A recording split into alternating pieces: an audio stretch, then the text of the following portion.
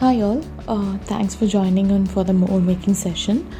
Today we'll be talking about making molds, silicone molds for different purposes. Basically, molds are made when we have to create a replica of an original, which is exactly like an original. And generally for jewelry making or for fondant making, of chocolate making, we use molds. So in silicone, we have something called a food grade silicone and a non-food grade silicone. Non-food grade silicone would be slightly lesser in price when compared to the food grade silicone.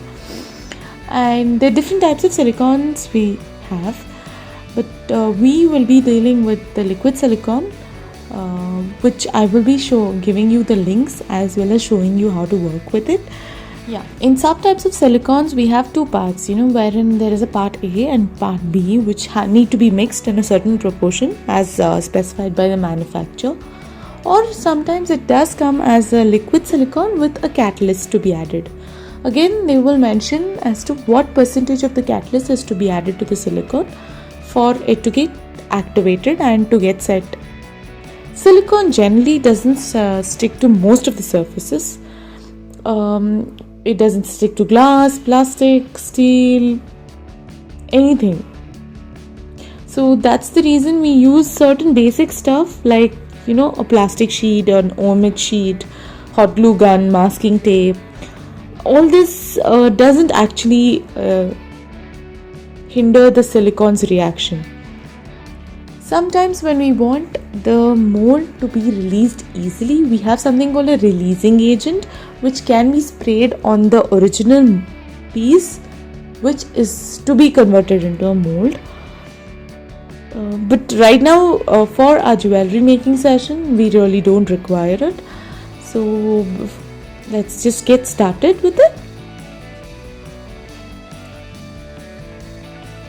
So we'll start by preparing our surface. So generally we will need something flat, wherein when the silicone sets, it comes out neat and good. So I'm here using a wooden plank, a small wooden plank, and I would be fixing a piece of an OMX sheet to this. The reason I fix an OMX sheet is because silicone doesn't stick to plastic, and the finish comes out really neat. So I'm taking two pieces of sellotape and just fixing the sheet so that it doesn't move. So we have a nice clean surface. Next, we would need to prepare our base. A base could be any piece which we would want to replicate. Okay, so we can have anything. We can take any piece as a base. In today's example, we'll be dealing with this pendant and this jhumka. So first, cleaning our base. It's very important that the base is really clean before we start our mold making. So we would need to clean it with isopropyl alcohol. This is also available online easily. I would be providing you the link for the same too. I've already cleaned this base with the alcohol so that there are no dust particles on each of the surface. Second thing which we would want to remember is when we're dealing with bases, having spaces. Like in this case, we do have a hole here. So there is a high probability, definitely the silicone would enter this, and when we take out this base from the silicone which is set, it becomes very difficult because silicone is surrounded all over and even inside. So in such cases, we will need to prepare the base. We will need to make sure that this hole is completely sealed. In this case, what we would do, we can seal it in two different ways. We either use a sulfur-free clay. The reason is the sulfur in normal clays can react with silicone and the mold would not come out really good. So we would need a sulfur-free clay. Or we can also use a masking tape or hot glue gun. So you can fill it with hot glue gun gum, or we can use a masking tape. In this case, I'll be using a masking tape. So I'll close this just like how I've closed this part. And similarly for the jhumka, I've actually filled it with sulfur-free clay, but for it to have a more even edge, I've used a masking tape as well.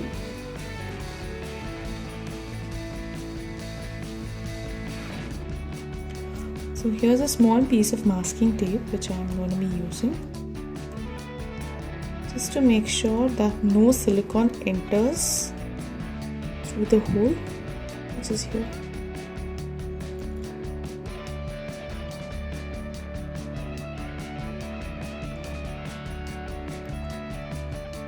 And I just cut off the extra pieces.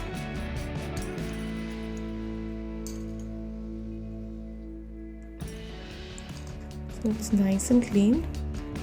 Okay. So we're good to go.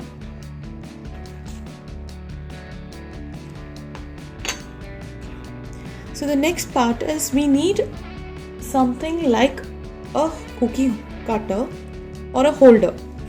I'm currently using a cookie cutter which would be like this, so that there is a distance of a minimum of 0.5 centimeters on each side. But ideally speaking, we would need at least 1 centimeter, but the minimum would be definitely half a centimeter.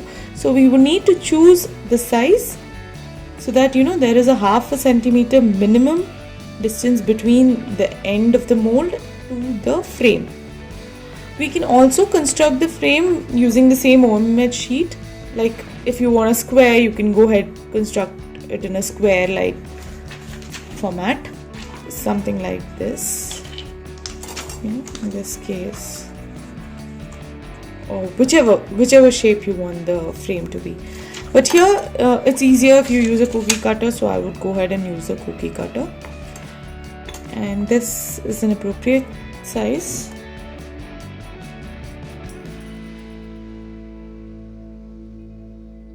So yeah, and again for this cookie cutters, to make it easy to remove the mold later, I would be lining it with an OM sheet. So all I'll have to do is check the size of the circumference of this cookie cutter, and then I need to just tape my OM sheet for this circumference.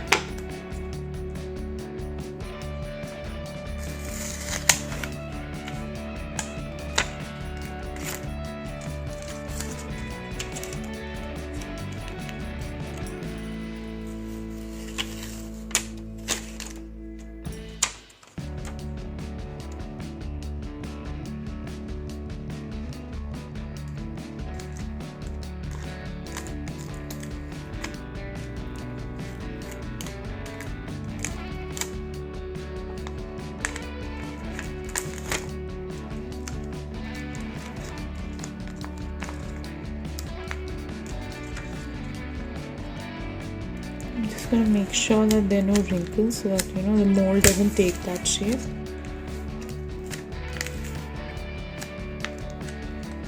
Yeah. So this is good enough. So this would be able to go onto this, and this sits properly.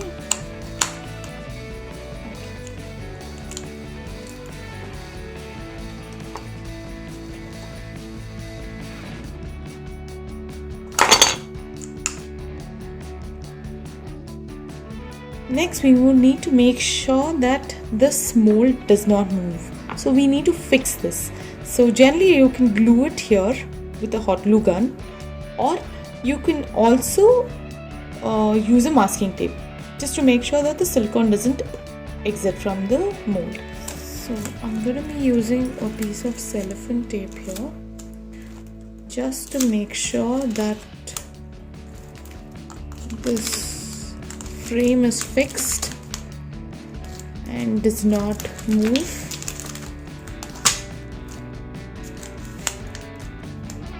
You can use a cello tape or you can use a masking tape.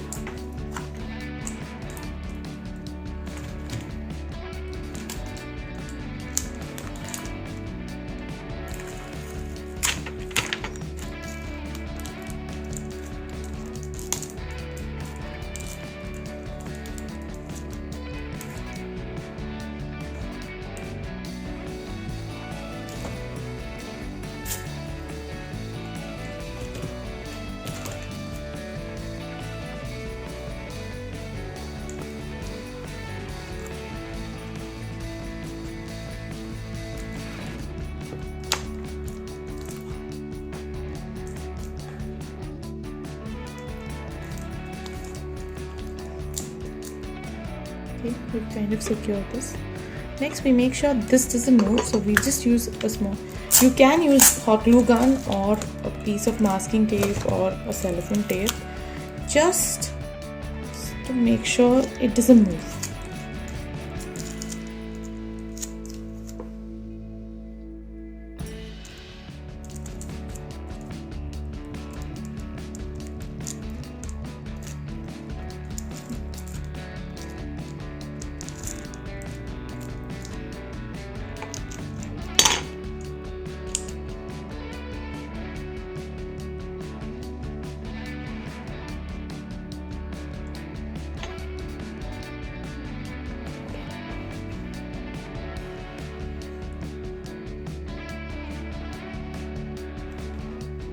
We would now need to calculate how much silicone is required for this mold.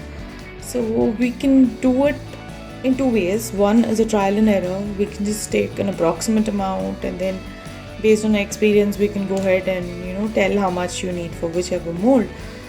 But there is another way of doing it, which most of them do. It's by measuring the volume. So for this, what they would do, they would take any grains, like probably pulses or rice or something, and measure up as to what height of mold they want, and they would take it in a container and they would use the same amount of silicone. I will be doing this method just to show you that this is a more foolproof and it's more appropriate. So in this case I'm just adding rice. So I think I would be needing a little more, just so that the mold is a little stronger.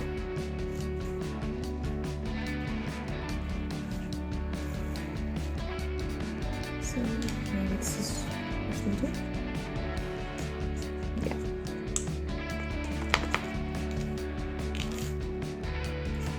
I think we're good to go.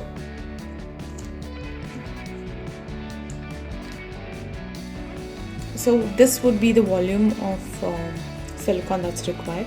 I will now transfer this into a cup so that we can mark as to how much silicone we would require. So I've prepared the other jhumka base also for the mold, similarly like how we've done it for the pendant.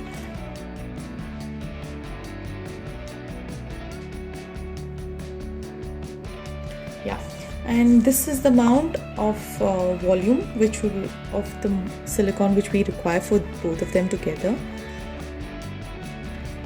So we're just gonna go mark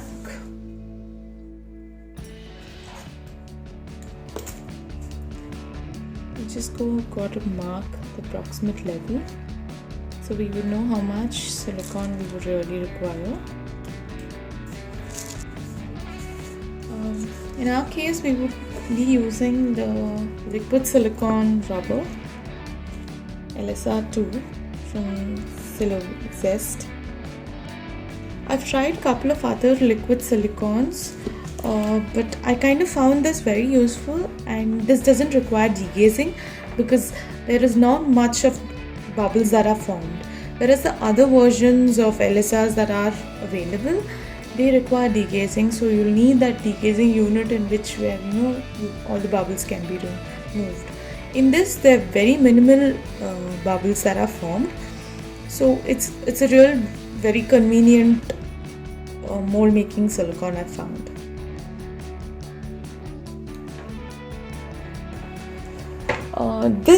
In this silicone, this is a catalyst activated silicone, so we would require a catalyst to be added to the silicone. The catalyst can be added from percentage of 3 to 5. The more the percentage, the faster will be the curing. I would recommend 3 to be the percentage used because it cures really fast. So the amount of time you take to mix and pour, if you add 5%, then it would have almost set by the time you even pour. So your top surface will not be really even without any bubbles and stuff like that. So 3 is a good percentage to start off with. Once you probably get a hang of it, once you become a pro, then yeah, you can probably add 5% also. So we would go ahead and measure the amount what we require.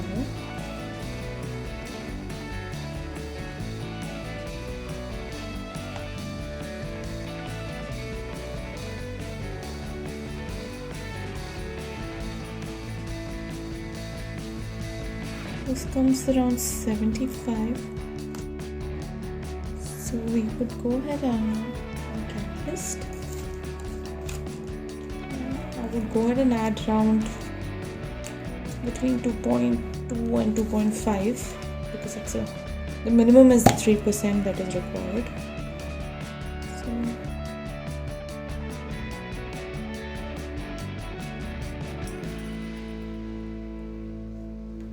okay, maybe that's a little more. Just giving a slow stir. And we need to work quickly because silicone really sets fast. So I'll just put this back and I'll just put this over there as well.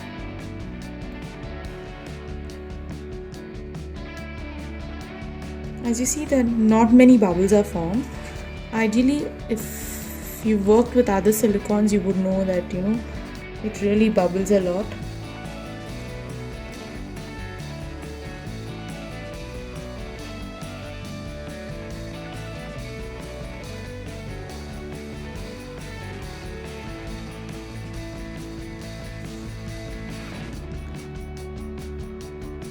Now, if you've seen that the silicone is already setting, it's pretty fast.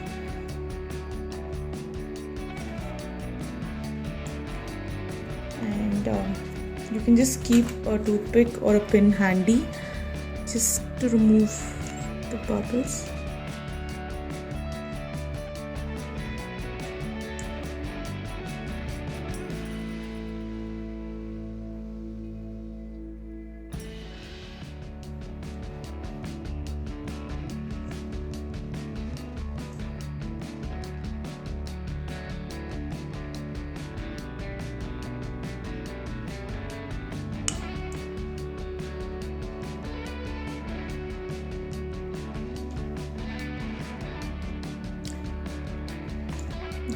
You can just gently give it a tap probably, but the top layer seems to have already solidified, so you can check in our mixing cup itself, it's pretty fast. So that's the reason I just mentioned that we need to work really quick.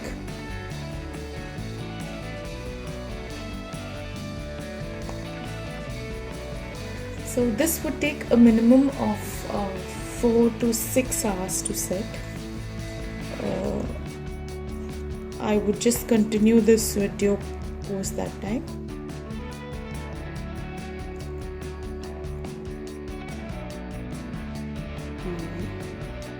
The mold is almost set.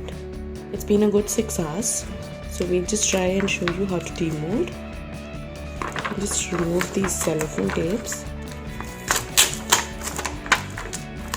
Let's pull out the mold.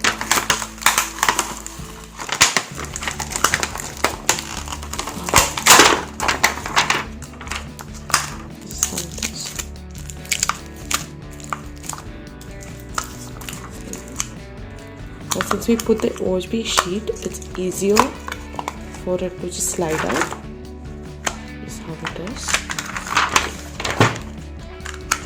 So you can just slide it down the OHB sheet, or you can just open it up.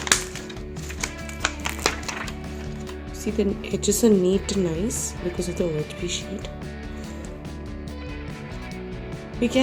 We need to do a little cleanup for this mold because a little of the silicone is seeped inside the model.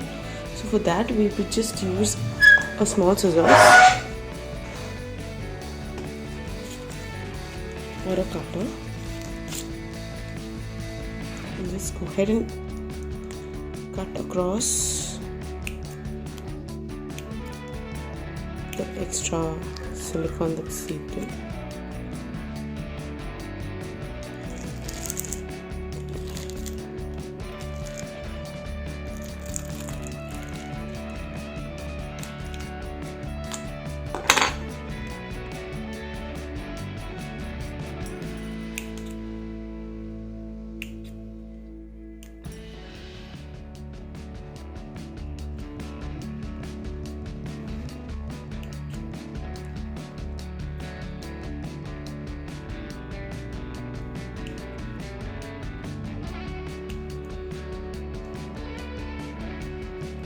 Yeah, it's done.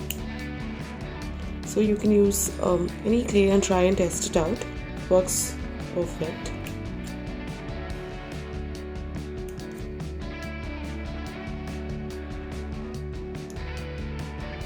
If at all sometimes the silicone is a little tacky because it's not dried properly, you can use a little of the baby powder to just dust it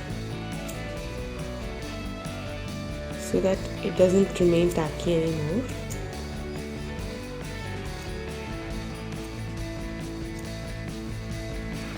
You can clean your molds using isopropyl alcohol, and once you use it, just wrap it in a sheet of plastic paper or a Ziploc cover, or you can use the cling wrap just to make sure that it remains dust free.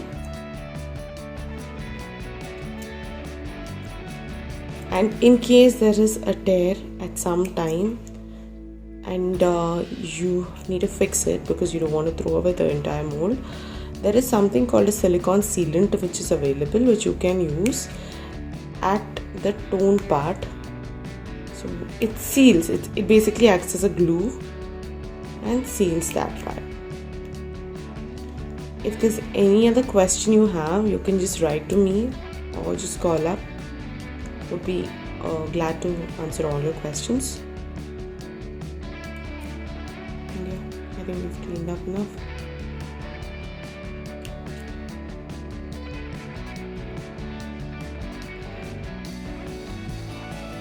Similarly, the other Jhumka mold, we can go ahead and clean up in the same way. Just open it up.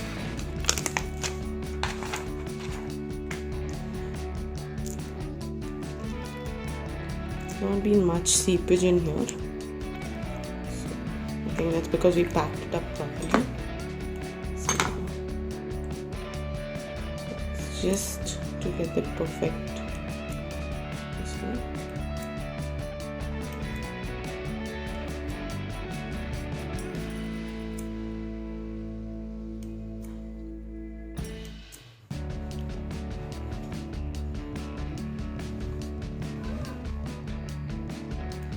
And yeah, it's done. It's good to go. Okay.